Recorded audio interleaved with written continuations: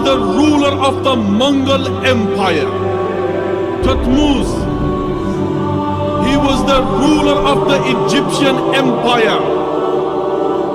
Darius,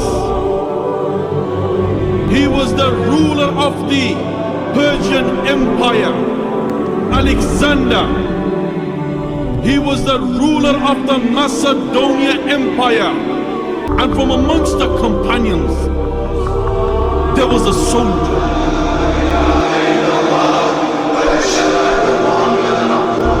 There was a commander. There was a conqueror. He crushed the superpowers of his time. He crushed the Persian Empire. He crushed the Romans.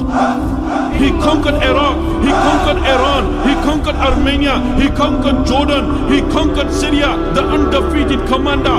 The undefeated ruler. The sword from the swords of Allah Azza wa Jalla. This is Khalid Ibn Waleed radiallahu anhu.